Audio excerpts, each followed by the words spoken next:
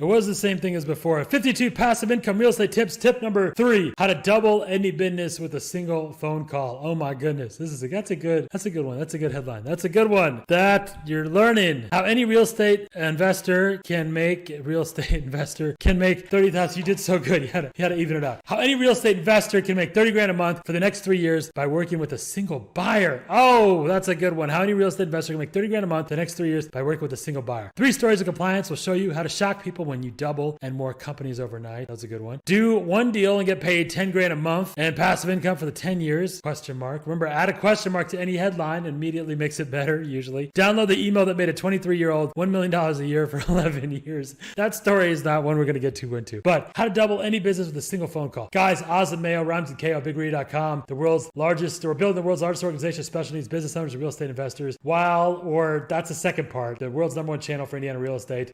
We help the clearest instructions on how anyone can get to 30 grand a month of passive income. Now with using Indiana real estate, passive income with Indiana real estate as an out of Indiana real estate investor. You're not in Indiana. You're in India. Bigread.com. Go there. Do it now. Okay.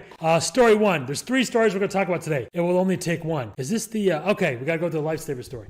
All right, guys. This story, I read this earlier. This is an email I used to use. This is an email we had this program called $1 Million Emails, and in that $1 Million Emails thing, this was one of the emails that was used. We've had this used again. I always say, what's an example someone used? It's made, I don't know, we've had 2 heroes that have made 90 to 120 grand and over the last year used this email. So here's the email. I'm going to read it to you right now. And guess what Mr. Awesome's going to do for you? He's going to give you a copy of the email. You go to the link below, you get a copy of this email for free in a PDF. What a guy. What a guy. Man, if you don't love me, I love you enough for the both of us, right? In the summer, so let's go through this email. This brilliant, amazing, spectacular email. So beautiful, you're going to think you're looking at me. In the summer of 1912, Clarence Crane had a problem. For a number of years, he had successfully run his family's chocolate business, but recently his sales had gradually declined, partly because his customers said it was too difficult to keep the chocolate from melting. On top of that, his son had no interest in helping the family's company, and was just as happy to throw in the towel and close the business permanently. Frown face. Left on his own, Crane had to come up with a chocolate substitute that wouldn't require refrigeration. Eventually, he decided on mints, particularly Circle mints. Low on funds, he partnered with a local pill manufacturer who made a mistake when producing the pills and accidentally left a hole in the middle. Crane thought the mints looked like little small life preservers, so he called them Lifesavers, or nothing enclosed by a circle, as Crane once put it. Nothing enclosed by a circle. That's cool. Lifesavers was not a great selling product. It wasn't sweet enough to be candy, but even if it was, the market for hard candy was weak and still forming. Crane's business was collapsing and he wanted out. A New York businessman named Edward Noble saw the troubles Lifesavers was having, and he agreed to buy the flailing candy company and raised $3,800 to do it. A $50 a day repeat business. That's what Noble said he could do with Lifesavers. He thought he could turn it around to $50 a day. That's how well he thought he could turn around this failing company. But what's more interesting is how he said he could do it. So what was his big secret going to be? Noble said that all he needed to do was find just one good client. In his mind, all it would take is a single sale, one monster contract, and he could go from zero and well below zero to $50 a day, $100 a day, or even $1,000 a day. And all it would take, Noble theorized, was one yes, but it had to be the right yes. Just one yes would make him a rich man. So when he and his partners ran into problems, Noble was resilient. For example, when they found out the product had terrible packaging and retailers refused to carry it, Noble focused on finding solutions, not quitting as many around him did. In that case, they repackaged the mints in a tin foil to preserve the flavor, an industry first in the candy market. But that solution and many others all failed, and none of it worked. Things got worse, a lot worse. Noble took more and more time and money away from his main business to invest in Lifesavers. When that wasn't enough, he dumped his entire life savings into the company, and even after that, he borrowed money to throw at the failing business. Associates said that Noble had explored, quote, every possible avenue for sales and failed every time. Before quitting, his first and last remaining partner called Lifesavers a flop, a quote flop. That was actually in the newspaper, the New York Times, I believe. They tried going door to door at houses, toy stores, department outlets, barbershops, shopping malls, appliance stores, etc. Nothing worked. I just need one, Noble kept saying. That was Edward Noble's attitude. That was the reason that he was able to continue on this path while many around him were quitting left and right, and in many cases going to work for competitors. Even all the original partners bailed. All this time, Noble stayed the course, believing his one life-changing meeting was coming. Then, one day, it happened. While at a saloon, Noble noticed that customers were given clove leaves to deal with the smell of whiskey, smoking, etc. These leaves, however, were a nuisance to chew on and spit out, and they left their own unpleasant taste and smell afterwards. This was his moment. Noble talked to the owners owners of the United Cigar chain about using a better, cleaner breath freshener that tasted so good it was like candy. By the way, just a quick note. Imagine you talk to a real estate investor, you talk to a business, whatever, and they send you these BS emails like, oh, it was great to meet with you and thank you for your time. Then you get an email like this, boom, and hit you up with a beautiful, amazing email like this. Even though I've read this like 1,000 times,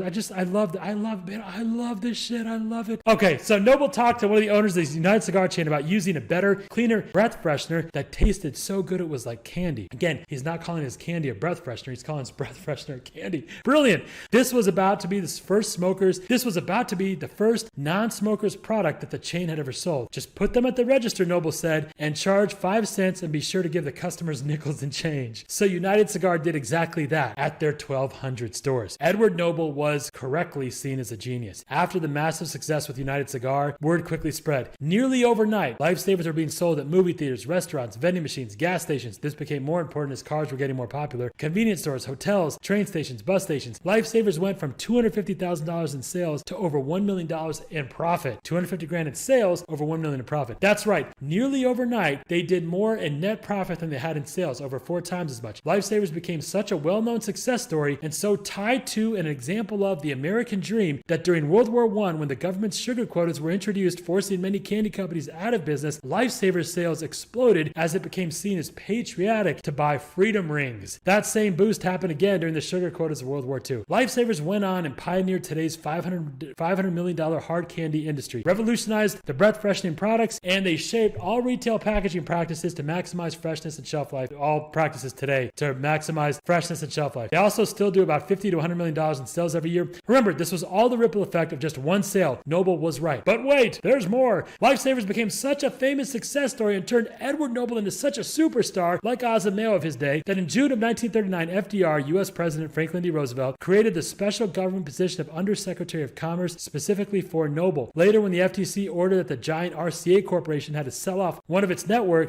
radio networks, Noble bought Blue Network. Everybody wondered how he could possibly compete with NBC and CBS, but Noble applied the same lesson of getting just one big client, one big sale to his business as well. After searching and searching, he found his target. Noble merged his company with United Paramount Theaters and the resulting company we know today as the American Broadcasting Company, or ABC. That is the power of finding a single client, one person that can more than double your business. We call them doublers, triplers, and hopefully hectuplers, 10x people or more. Again, as you learn more about Noble's success, remember the lesson here. All that came from one single transaction, United Cigar. So here's my question to you. What are you doing right now to find your United Cigar? How many different ways do you have of contacting doublers? Are you happy with the number, aggressiveness, and overall results? Somewhere out there is one domino that will knock down many others for you. And it amazes me how few companies are even thinking, let alone actually trying to close these deals. You're just one yes away from an entire revolution for your business. Okay, so that's the kind of the contour of that email. So then we go on and talk about how we help you find, doublers, or we can, we isolate these people. One of the fastest ways to double, triple any business, just make a list of people that would triple your company, that would double your business. And,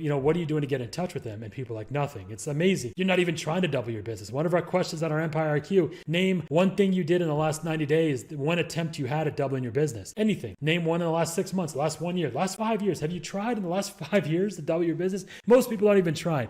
It's a lot easier than you think to do when you at least try, right? Like if I always say this, if we make a list of 10 people, right, that would double your business, right? And we try to get in touch with them once a month for the next 1 year, 2 years. We have at this time in 6 months, this time in 1 year, this time in 2 years, we will have tried 20 different ways of doubling your business, right? 30 different ways. No matter how dumb you are, 40, 50 different ways, 100 different ways. If you even succeed 1% of the time, you're going to double your business every year, every 2 years. You get what I'm saying? It's really, this concept is so powerful, and yet nobody does it. How to double your business with a single phone call. I read that, I kind of laughed, like, I don't know what we're going to talk about today, but this is exactly it, right? Lifesavers went from Lifesavers and Noble. It really can't just be one person. And this approach can easily apply to any company, to multiple different companies. Look at Noble. He applied it first to Lifesavers, then to ABC. You can do this for others. Invention is not necessary. You can help other people do this, just the GXM. Okay, that's story one. Story two, Gary Kildall, the man who could have been Bill Gates. Okay, this story, I've talked about this before. I actually had a chance to meet Bill Gates several years ago. He was speaking, and then backstage, if you paid more, you got to talk to him backstage. And I had a chance a few years ago to meet Steve Ballmer. I asked them both about the story. Now, they have professional PR people, so they've told the story. In the story, it turns out there's pieces of it that are BS, but the important parts of this, some of the important parts of this are true. So here's what happens. IBM goes to Bill Gates, and they say, listen, we need something called an operating system to use on our computers, okay? And this is the story from, according to Bill Gates, and from the pieces of Gary Kildall, he disagrees with some of this, but what we know, the contours, this is kind of the story. There's a little bit of BS BS here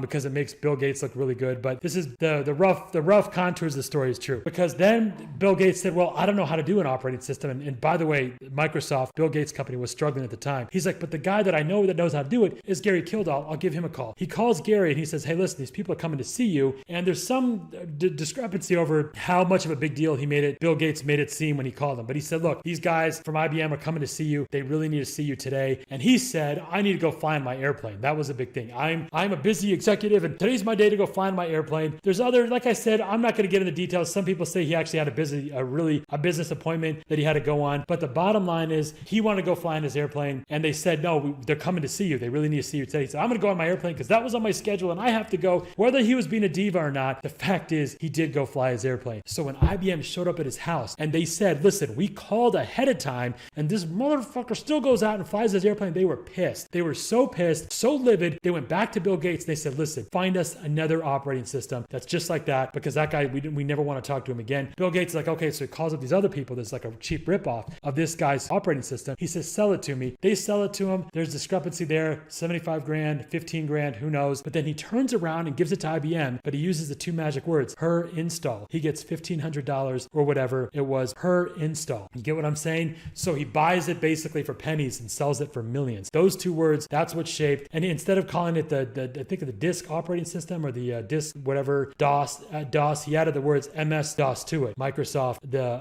operating system. That's how MS-DOS was created. He didn't come up with any of it. He didn't even get it from the original guy because he didn't rip it off from that guy. He ripped it off from a guy who ripped it off from the guy. And he turned around and gave it to the guy. And then they used it, and that's how Microsoft was built based on that. Now, imagine Gary. Imagine the look. Can you just imagine the look on his face when he finds out, oh my gosh, what did I do? Like the one appointment he missed. And because of this one decision, he ended up suing and he won against IBM, which proves that a lot of what he's saying is true, that it was his idea and he had 100%. Bill Gates even conceded that. And they ended up giving him some money, very little bit of money. Then they said, okay, we'll sell your operating system next to Windows or next to MS-DOS. But MS-DOS was like $20 and his was like $250. So they really screwed him out of that too. But the fact is, I've always used this example. We have a whole letter on this I've used for years that I've talked to people. Everyone in here knows the story, right? Because I tell everyone about this because it's amazing. Even if we take the most generous approach of Gary Kildall, the fact is, bro, you went on your plane. You knew people were coming and you went out on your plane to have fun. Now, maybe he went and met a client. I don't know. And I don't want to pick on him too much because actually because of this decision, I mean, imagine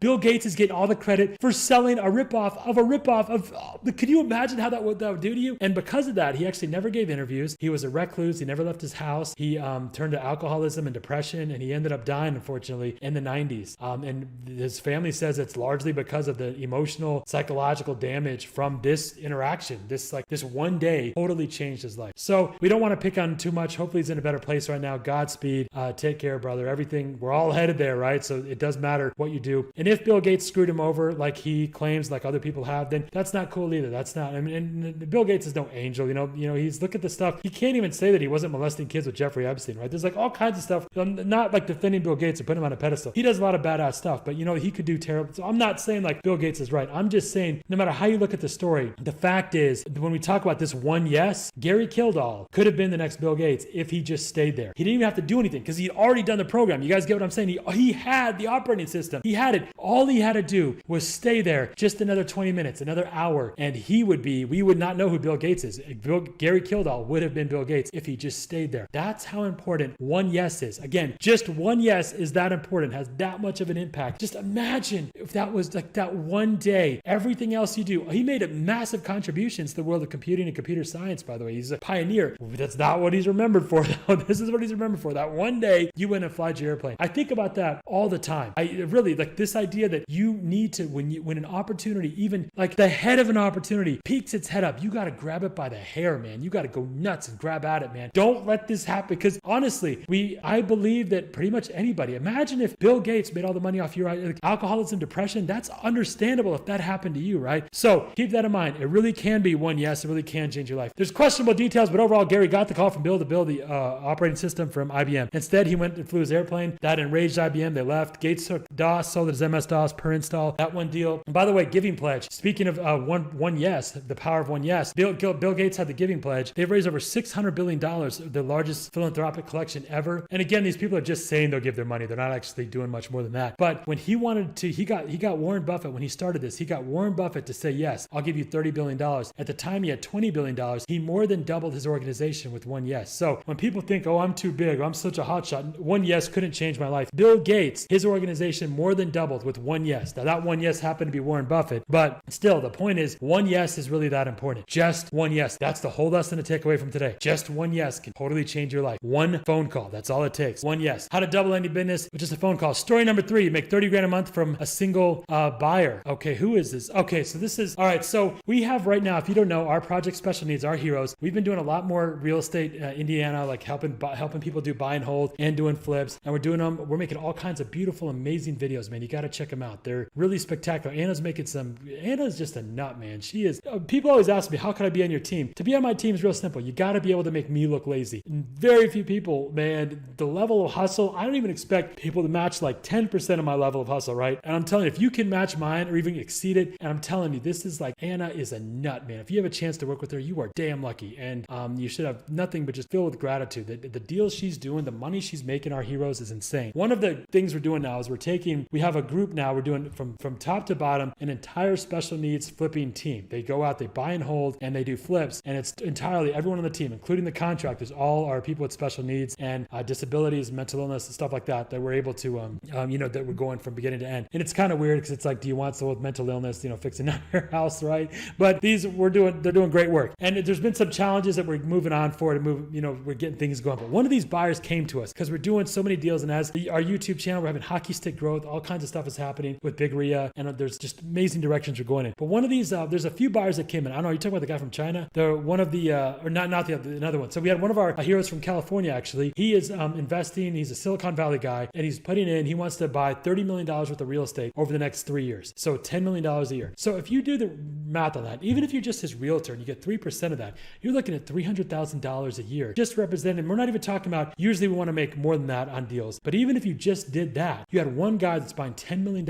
And again, I did a class, we just did a class on how we close fast. You should check that out. That's the process we go through on all our deals. That's why we're doing so many deals so quickly, because he's doing buy and hold, $30 million, $10 million worth of real estate, buy and hold every year. We have that asset acquisition. Here's how much equity we want. Here's how much we want, 1% houses, 1.3% houses or whatever. And this one buyer now, we're actively doing, I don't know what it is, like one deal every other week or so, using his funds and using his money, getting him in these deals. At $10 million, just 3.5% alone, that'd be $350,000 a year. You'd be at $30,000 a month with one buyer, $30,000 a month for the next 3 years, just with one buyer. This is how a single buyer can put you in the top 1% for years. Also, we have another buyer who wants 30 to 50 million. Okay, that's the guy, the Chinese guy. So this is a lawyer from the family who came in, and he was looking at the stuff we're doing, looked at the videos, looked at all the stuff that's going on. And he's like, we're the only non-Chinese people they're working with because it's a Chinese family, and he's the attorney. And he sent me, he's kind of an interesting guy. He sent us the Chase login password for their account, and we log in the account. They've got tens of millions of dollars. They want to buy about $30 to $50 million worth of real estate over the next 3 to 5 years. The exact same thing as that buyer. But he said, if we can do it faster, we could do $60 million in the next 3 years. I said, you could do $60 million in the next 3 years. That's about $20 million worth of real estate per year. It's like, yeah, we could probably do that. Let's do the first few and then get it moving. I bring him up for this reason. I just talked about 2 buyers. One of them making $30,000 a month for 3 years working with one buyer, and then making twice that potentially with another buyer. These are 2 buyers. This is not that difficult to do, right? These are just one contact would change your life. And both these people, by the way, these contacts are buying from our heroes, our project special needs. I'm just talking about that one group. We do this. This is mostly, one of them was proactive, but the other one was reactive. But when you do this with any business, you start saying, look, let's be proactive. Let's go out and find one contact that could change our life. It's an amazing thing. You could build an entire real estate group with just like a handful of people that are actively, aggressively buying. But it takes skill. You've got to build your compliance assets. You have to have a world that people come into and are able to binge watch your material and go like, oh my gosh, I got to work with those people, right? 23-year-old made $1 million a year for 13 years from that email. We won't get into details on that. You could have sent a buyer and gotten $10,000 a month. Imagine if you sent us this buyer, this Chinese buyer, or the other one, the Silicon Valley buyer, and we paid you, even if it was just a flat referral fee as an agent or just a consulting fee, you could have easily made, if you get 25% of $300,000 a month or $350,000 a year or $400,000 a year, 25%, that'd be $100,000. You can make a cool 6 figures just in sending a buyer like that to us. That's one way you could create passive income. You get what I'm saying? There's all kinds of plays we have to create passive income once you can double a business. You could have sent one buyer, got us 10 a month. You can do this easily for us and for others. Okay, so almost nobody will try or even ask about doublers. 27 years ago, this was an article. 27 years ago, Steve Jobs said this is the one thing that separates people who achieve and from those who only dream. While this sentence is one you might not expect from Steve Jobs, it is one that all of us can and should say. So this is a quote from Steve Jobs. I've actually always found something to be very true, which is most people don't get those experiences because they never asked. I've never found anybody who didn't want to help me when I've asked them for help. I've never found anyone who said no or hung up the phone when I called, when I just asked. And when people ask me, I try to be as responsive to pay that debt of gratitude back. Most people never pick up the phone and call. Most people never ask. And that's what separates sometimes the people that do things from the people who just dream about them. You got to act. You've got to be willing to fail. You've got to be ready to crash and burn with people on the phone, with starting a company, with whatever. If you're afraid of failing, you won't get very far. My gosh, this is like compliance dialogue 101, right? I say that because all it takes, if you double, let's say we talk about equity, creating equity, doubling a company. Anytime you increase a company's income, you increase the value. You've created equity. And now that you've created equity, you can start getting dividends. You can start getting a return and turn that into passive income, right? Like I said, you could have sent us one of these buyers and we'd pay you $5-10 grand a month for the next 2, 3, 4, 5 years. If you send us 2 buyers, you could be making $20,000 a month from us for the next 2, 3, 4, 5 years. You get what I'm saying? How easy it is to create passive income when you understand this. But people don't even try. They don't even try to double their companies. It's amazing. Warren Buffett on the one big secret to success. Communication. That was it. Communication. A relatively modest improvement can make a major difference in your future earning power, as well as in many other aspects of your life. I can guarantee it will increase your net worth by at least 50%. Improve your communication. It is the one easy way to become worth 50% more than you are right now. Hone your communication skills, both written and verbal. If you can't communicate, it's like winking at a girl in the dark. Nothing happens. Communication is essential in being able to get others to follow your orders. It is essential in being able to get others to follow your ideas. You can have all the brain power in the world, but if you have to be able to transmit it, and that transmission is communication. Again, we talk about the dialogue using the phone. It's not that difficult to get on these phone calls, to have one single phone call. We're talking about, are we going to get to GXM? The only reason you won't do this, because you won't even try, from Alice Walker. The most common way people give up their power is by thinking that they don't have any. Oh, Alice Walker, one of our favorites here, The Color Purple. We love Alice Walker. Guys, look, I say this because I know I say this. I think I've said this with everything. This is one of the coolest things. If I started from zero, I would do this. But honestly, I would actually do this. This is right now. We have our heroes that go out. They call when people are calling companies or calling businesses or anybody doing the intern stuff that you were talking about. One of the first things we ask people is, who would double your company? Let's make a list of those people. And you know what? Just as a GXM, I'll go out and introduce them to you. Now, when we do that, what does that do for that first company? The relationship you have, like, oh my gosh, thank you so much for doing that. Especially at first, they're like, why is this guy doing it? But once you do it, once you actually get out there, make the phone call, make it happen. What do you have to lose? We have something called the distancing of rejection. This is where, like, if there's a group of very attractive women or very attractive men, basically people who look like my twins, right? If there's very attractive people at a table and you feel unattractive, sometimes you feel like a little nervous approaching a room full of like hot girls or like a table full of hot girls, right? But if it's for your friend, all of a sudden you're Johnny Dangerous. You've got all the balls in the world, right? Because you don't feel that rejection for yourself. It's the same thing when you do a GXM to double a business. If you're contacting someone to double your business, maybe you're a little weird, but if it's for a friend of yours or somebody else, now all of a sudden you're able to totally eliminate that fear of rejection because you're distancing yourself from it, thereby eliminating it. Remember, indifference is the power here, because whenever you create distance, whenever you have indifference, you're creating distance, and distance creates power because you're no longer attached to the outcome of the conversation. The person most willing to walk away is in control, is in power. Because guys, this is not that difficult. This is not difficult to do. This is not some, enormously complicated thing. This is really easy to do. You're going to go out, you're going to double companies, you're going to create equity, right? And then just ask yourself this question. If you know that salespeople from a company are being paid 10, 15, 20%, right? Just ask yourself, okay, if I want to make $20,000, if I want to make $10,000, that's 10% of what? That's 10% of $100,000 a month. So ask them, who would make you $100,000 a month? What client would do that? In the medical community, by the way, that 23-year-old that we were talking about earlier, that's exactly what he did. He sat down and said, what do I need to do to make $1 million a year? And then got the number of clients. The first client got him almost halfway there, right? To make that happen. This is not difficult. I'm so amazed at how people will compromise their own thinking. All of our stuff, get your frequency of thinking up. You got to raise your tone. Get to the gamma, right? We've talked about this, going through the alpha, beta, raise. We've talked about the whole process, your delta, theta, alpha, beta, and then gamma, where you want to be in your frequency of thought. You've got to control your mind. This is the levels of possibility you have. When you apply this, pretend you paid $100 million for this class. You can go out and force this to create. man, I just get so excited about it because it's like, I think this concept more than anything else has got more people in this room to be able to, either support their job or quit their job or their parents' job or sustain some level of like, I can pay my house off, put an extra 5 or 10 grand a month or something like that, right? This is like one of the easiest things you can do to go out and make, 10, 20, 30, 40, 50 grand a month. So what can you really do with your mind? The most common way people give up their power is by thinking they don't have any. It's amazing to me, this Alice Walker quote, why do people not double companies? They don't think they can. Why will you not go out and try it? If you knew that the first company you contacted, you would double, and that the people you contacted to help them double their company would all say yes. If nobody could say no to you, if everyone had to say yes to you, it was forced to happen. How different would that, besides, we're talking about just money stuff, not like, obviously people go like approach the hottest girl they see, right?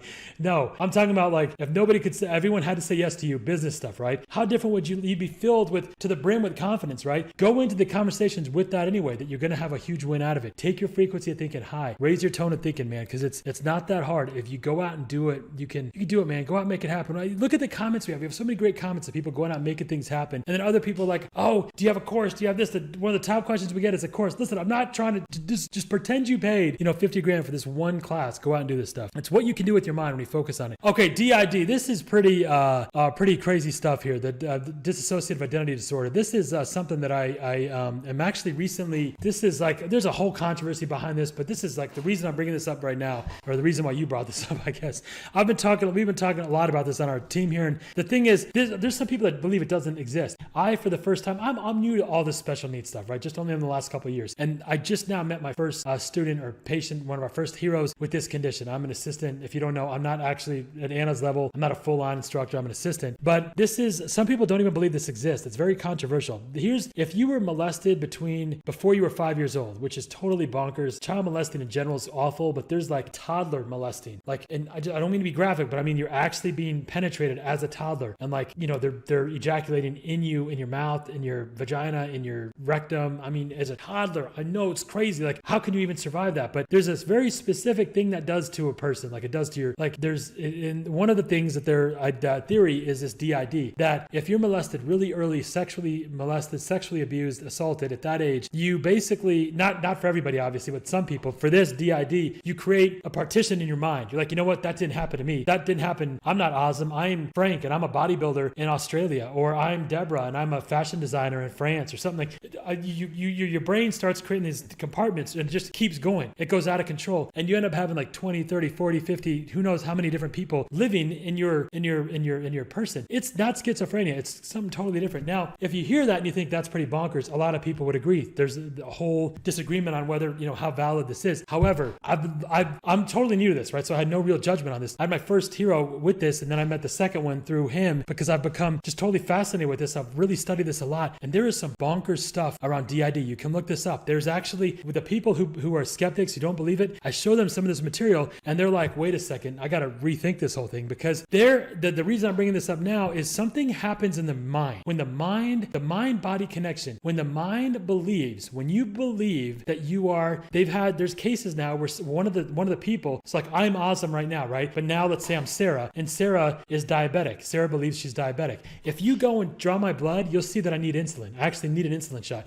Or one of my people will be allergic to bee stings. I get stung by a bee, I have to go to the emergency room, and you can actually physically see the swelling. But then I switch and I go back to someone who's not allergic, and all of a sudden you can actually watch the swelling and the reaction all go down in real time because I'm a different person now. I'm not allergic to bee stings. Or another guy is a bodybuilder, and he can bench 300 or 400 pounds, and his muscle fibers in his body, we can see a physiological difference because of what the mind believes the body that it's in. Do you get what I'm saying? How I get all the other stuff. Maybe they're faking it. And by the way, we've had Anna and I, for the first time, we teamed up on this one individual, not to team up to take, but I mean, I'm totally like, I don't know what, I have no idea what I'm doing. I'm like the least qualified person to even be talking about this right now, but I was very curious. One of the people was, one of the guys, let's say, is he was doing a, recon. I used to do, when I worked in the intelligence community, I trained CIA interrogators and did a number of interrogations myself. So I'm good at this. Like, I'm really fucking good at this. I know what I'm doing. And one of the stuff, it's not an interrogation, but sitting down and determining whether or not someone's telling the truth. That's stuff I've done. I've done that for a while. Like, I know how to do that. And so when I sat down with this individual, I'm talking to this guy who's like, oh, I was doing some work in Colombia in 1987. And I said, I'm curious, what month was that in 1987? He said, I was like March 1987. What else else was happening? What were you doing before that? What were you, where were you at? And he starts talking about movies that were out at the time, about places he went, places he lived. And we're making note of all this. Anna had 11 pages of notes that she had written about this one individual. Then we went on to somebody else when somebody else came out.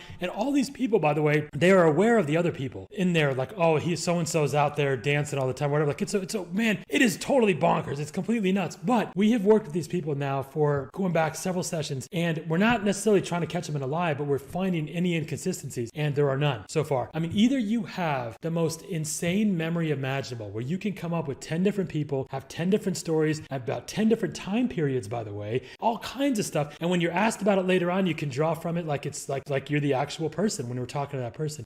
I have to say, with my limited information, I don't know what I'm talking about, I'm admitting, but I believe just in my interactions, my 2 interactions, I believe this is a real thing.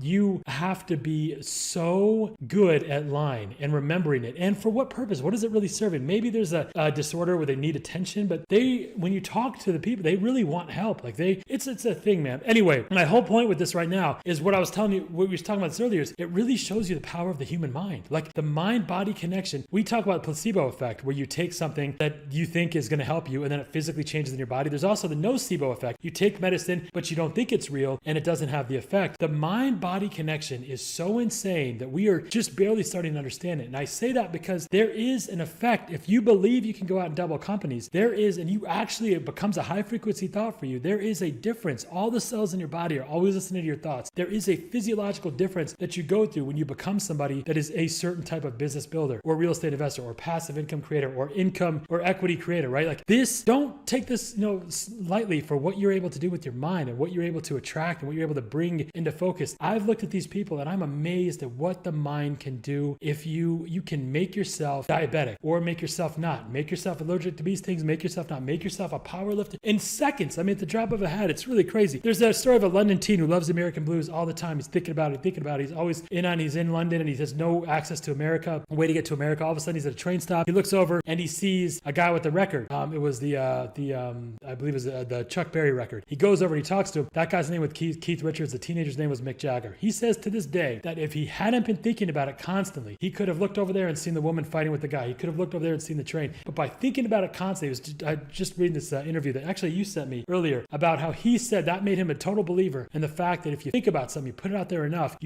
things come into your world. And even if that's not true, just the fact that it was on his mind, he would look over and see that Chuck Berry album. What if he didn't? How different would music be? How much different would, European, history be? The UK's history, London history about music. If he looks over and doesn't notice the guy's record, right? Doesn't go over and talk to him. When you think about something, when you're about it, when you're thinking about doubling a company, when you're thinking about something that's incessantly on your mind, you'll see 100 different little things like that come into your world. You'll summon them into your world. Thought control. You become the antenna. You summon things. And it also adds awareness. You start picking up things, start picking up meaning out of things all around you. Get your high frequency thinking where it needs to be. Raise your tone of thought up. Get to the gamma. Go through our class on quantum physics for real estate investors. We talk in depth about the delta, theta, alpha, beta, and gamma, and where you want the actual frequency of your thinking to be. Where it needs to be. Watch the universe make things happen in your life right now. Go out there with the idea that you're going to double a company, that you're going to create 30 grand a month of passive income. Go out there with that just tattooed on your mind and watch things magically happen for you. If nothing else, you're watching this right now. Everybody that comes into our world, whether it's with Anna, with Big Ria, with our heroes, with me, or anybody that comes into our world, your life immediately improves. It's an amazing thing. The Hechtupler method, no matter who you are, you're just one yes away. Remember that. The one yes principle is applicable to repeatedly for any group. You can double and redouble a company. The one yes principle. You're only one yes away from changing, doubling, tripling, hechtupling, and more, and then re-hechtupling any business, any organization. Make the list and map out the plan of contact and the compliance. Make a list of 10 people that would double a company. Do this as a GXM at first. Say, you know what? Why don't we sit down and make a video for each one of these people, or make a video for how you think you could help them, how you could double their company. One way we do the GXM is the self-similarity. We do a GXM, get in touch with a company, just volunteer. Hey, who would double your company? You know what we're going to do is a little experiment. I'm going to contact each of these people and then try to help them double their business and see how that works. And then you come back to them and then you say, basically, I try to double your company or whatever. Now there's somebody here whose compliance from you would double their business. And now that request is taken much more seriously. What to do next? Start with the GXM, build your skill, build your dialogue. Just get on the phone today, the next 24 hours. Like Steve Jobs said, the reason that's the biggest difference, or it can be, just get on the phone, make it happen. Make the list and offer to double their business. So make that list of people and then go to them, go to the people. So you go to business one, get the list of people who double their business, go to each of those companies to do the same thing. Who would double your business? If nothing else, you build an enormous goodwill. Even if you fail, even if you don't ever grow any business, even if they introduce, which you're going to find, because people, the main thing is if you did talk to someone that could double your business, what would you say? And most people are going to be like, duh, give me money. They're not going to have anything useful to say. And then that's a great time to say, so what you really need help with is to develop a good presentation or a good hook, something good to say once you do talk to them. Is that what you need help with? Okay, well, how about this? Why don't I get in touch with them and ask them? I'll ask them, what do they need right now? What would be the most compelling, immediate? What do they need the most attention to? So even if you fail, the person you're talking to, if you contact 5 companies and try to introduce them to people you can double with, those 5 people, how many people, if you've been in business, have ever tried to double your business? Anyone that did is on your A-pile email list, right? Anytime they send you an email or a text, you're going to read it immediately. That's what you can do. We call it the A-pile test. If you're a wholesaler or you're anything in real estate, tell me how many people read your emails. If you send out an email to 20, 30 people, 50, 100, 200, 10,000, whatever, how many people will open your email no matter what? That determines how good of a relationship you have with your people, but also how much money you're going to make. This is a simple way to build your A-pile. Anna's list of investors, I believe, was like 200 investors that was producing like 200 grand a month. It was crazy